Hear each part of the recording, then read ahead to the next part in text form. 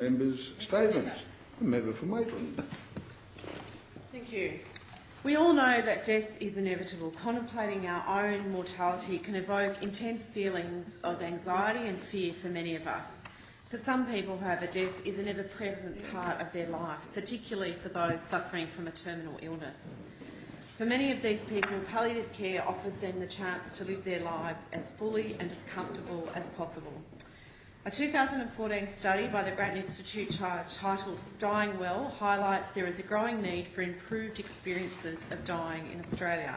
The study found that 70% of people want to die at home, surrounded by their loved ones in a safe and comforting place. However, only 14% actually do get the opportunity to do this. Rather than leaving this life in a place that they feel comfortable, they are restricted to living their last days in hospitals and nursing homes. This does not seem right. Across Maitland and Dungog, there are 79 individuals currently receiving palliative care as they have chosen to die at home.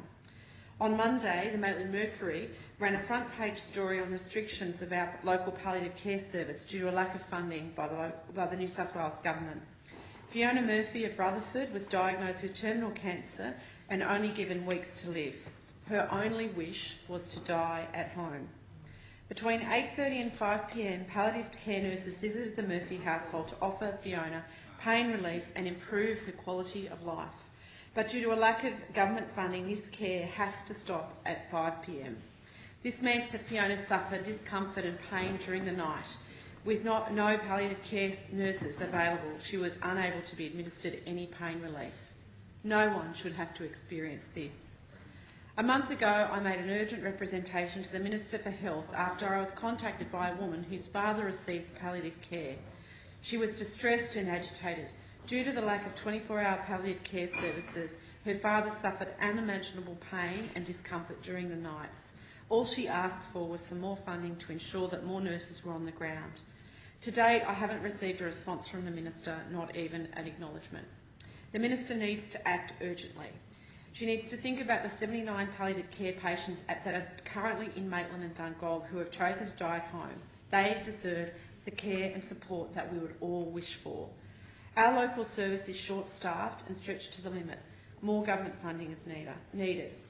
Fiona Murphy's last wish was to die at home, surrounded by her family in a dignified way without pain. Only a 24-hour palliative care service would have guaranteed this. No one else should have to suffer like this in their last days. The Maitland community is growing by an estimated rate of 5 new people a day. We have many people coming to the area who have no support from family because their family are out of town or interstate.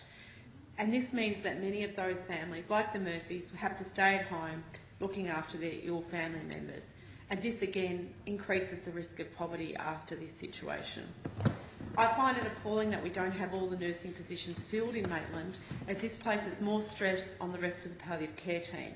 It's good to see that the Hunter New England Lower Health District Sector Manager Lynn Bickerstaff recognised the need for a 24-hour service. It is now up to the Minister to provide the funds for it.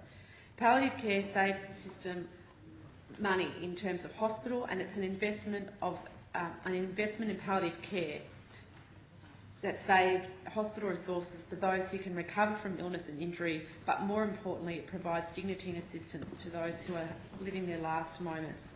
But this isn't just an issue confined to Maitland. 83,000 people from across New South Wales have signed petitions calling on the Minister and this government to increase funding for palliative care services.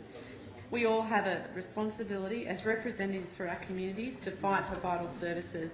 Individuals, families and professionals are calling out for more funding. It seems as though this Minister just isn't listening.